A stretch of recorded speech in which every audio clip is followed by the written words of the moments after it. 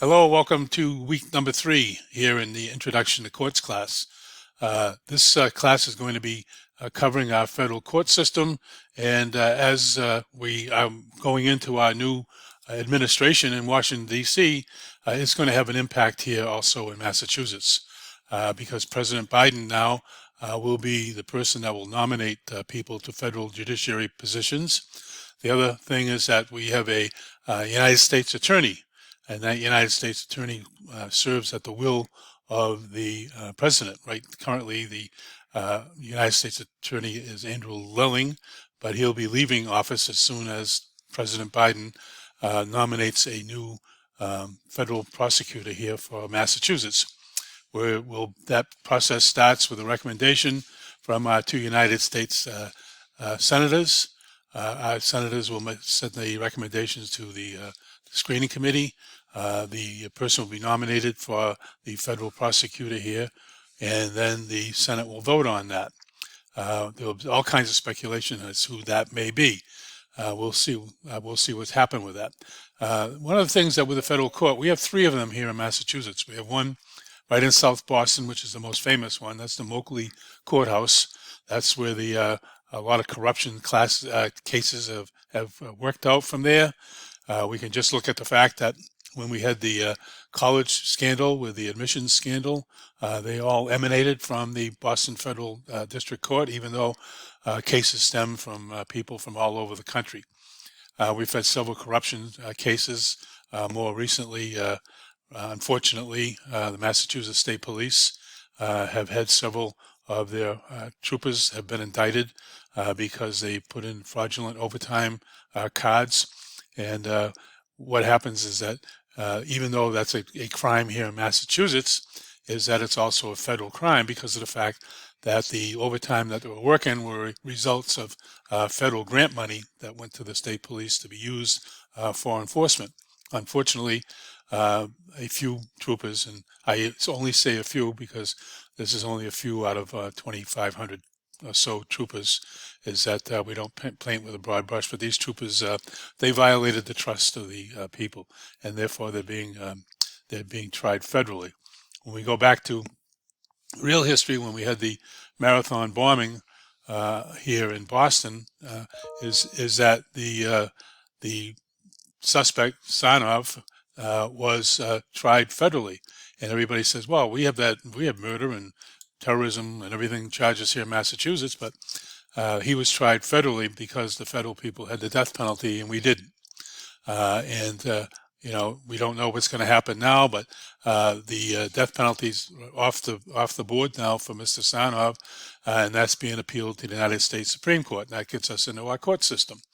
We also have a federal district court in Worcester and a federal district court in Springfield.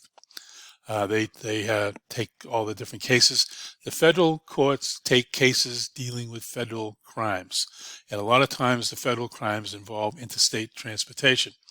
That's one of the ways that they got the case with the Sarnoff case, was that when they imported the different mechanisms for the bombs that they made, is that they passed through interstate transportation in doing those things. So we'll look at those things there.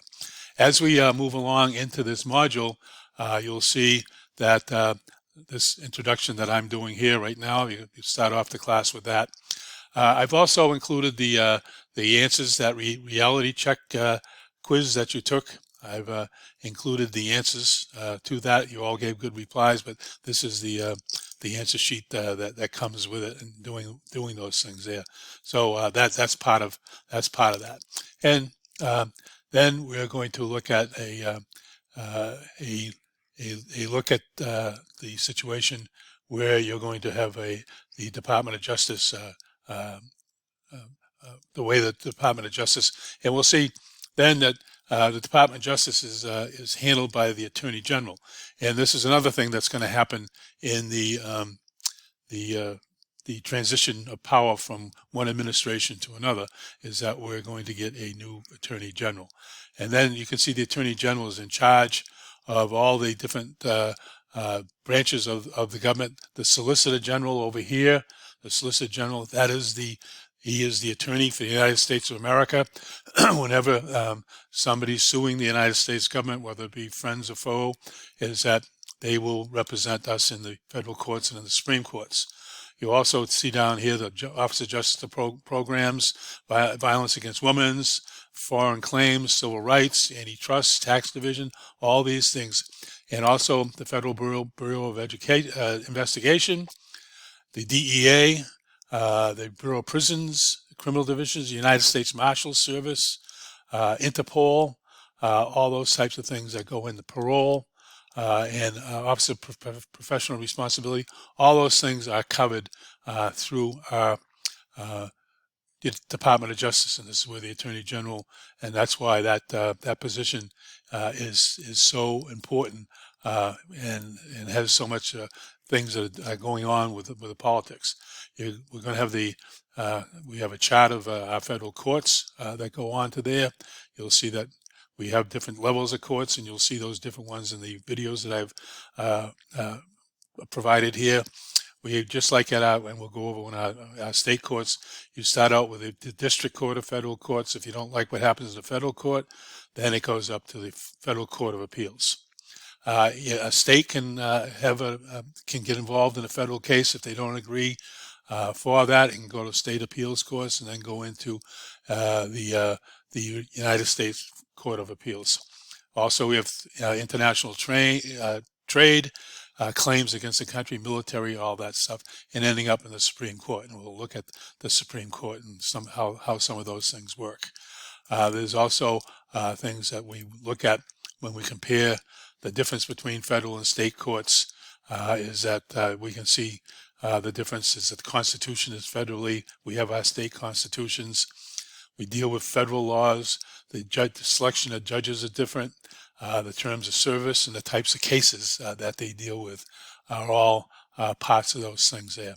And then what you're going to be doing is you're going to have an assignment that will go through the structure of the courts. And in here is that you're going to be linking in to what the different federal courts do. And when you look at those things there, you're going to be able to take some self-tests that will go on there. So you're going to see all the different types of aspects of the federal courts and what they do. So those are just a few of the things that you'll be doing during this module. One thing that happens is that when you get charged in a federal court, it's a very serious thing. Usually it's preceded by either a federal grand jury or the FBI, Homeland Security, is that somebody's going to come and question you. One thing, particularly at the federal level, is how powerful they are. When you have a federal case against you, you are in deep trouble in doing those things. They don't fool around. They have the resources to make anybody's life miserable. They have the resources that they go to the truth. The one thing, when someone comes knocking at your door, they come knocking at your door and you say, I'm a federal agent and I'm going to ask you some questions, is that you always tell the truth. And if you're not going to be able to tell the truth, you're going to have to get a lawyer. Because one thing that's very, very characteristic when a federal investigation is when they ask you a question, guess what? They already know the answer. And this is one of the things that people sometimes can work their way out of a federal crime. But if they lie at the beginning, is that they can still be charged federally for perjury.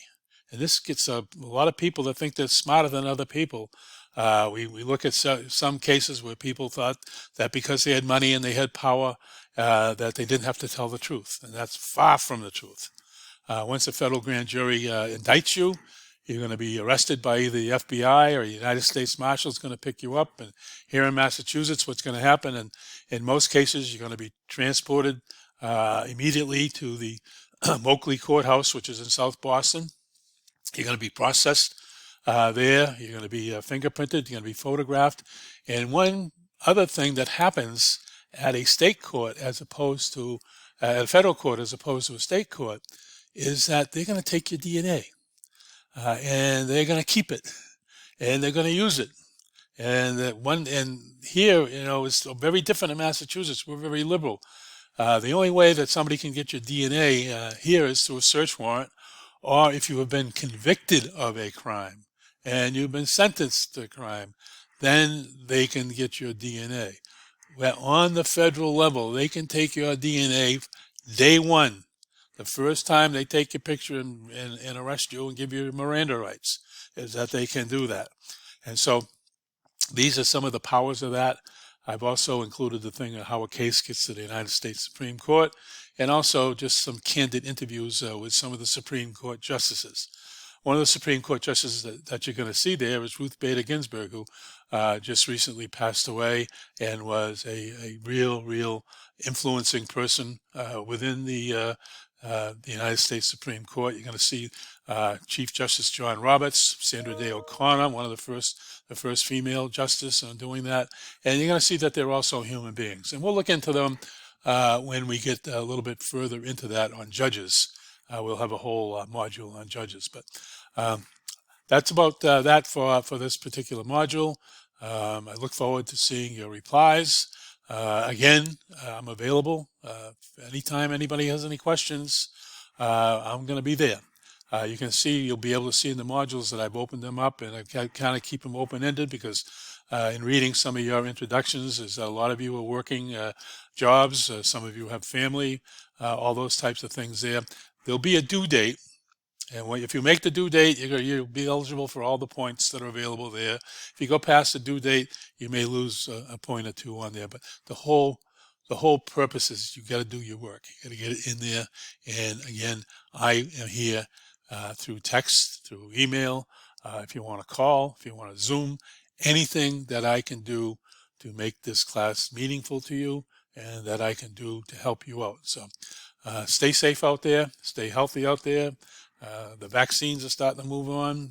Hopefully this will be our last online semester, but we're going to work away, we're going to plug away at it, and just have a good week, and looking forward to seeing your replies. Take care. Stay safe.